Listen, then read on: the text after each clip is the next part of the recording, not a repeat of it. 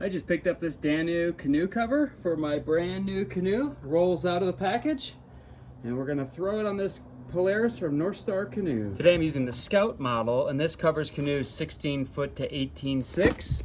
My Polaris is 16 foot 9, so I'm gonna show you how to snug this up all nice and a couple little tricks that I use. So the first thing you want to do is unroll the whole cover and put it over the boat. In this case, I have it upside down, but you could also put a boat on the ground here and do it like on grass if you're at the water. So the first thing is there's a drawstring that goes all the way around the cover. I'm going to snug that tight. I'm not even going to really tighten it yet, just makes it a little easier to work with. So as you'll see is we have a little extra cover here because this goes up to 18 feet. So what I'm going to do is I'm going to snug it up, and they have these nice little tensioning straps that allow you to double up the extra material really nicely.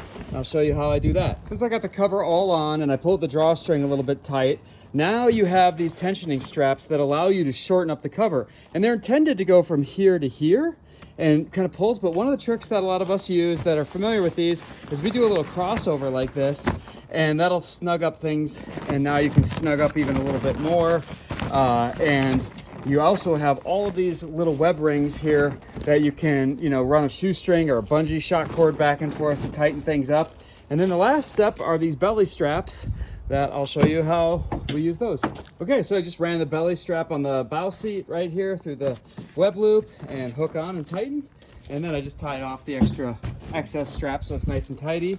And I did the same thing here on the back. And then the last thing I did is I pulled the drawstring real nice and tight, and that pulls everything together. And again, you could do cross lashing if you wanted to really tighten this up, and you can tighten up a little bit more that way. And then what I did is I took this last bit of cord, extras, and come up to this front one and just kind of tie that off. And it just gives you a nice, tidy package that's versatile for different canoes in your fleet. And it's not only great for storage, but I'll car top like this. Again, if I'm going to be in a lot of wind area, I can just run some little bungee cords or just some line and tighten up the whole thing. But this will allow your canoe to breathe so you don't get mildew buildup. It's going to keep sun and protect your boat.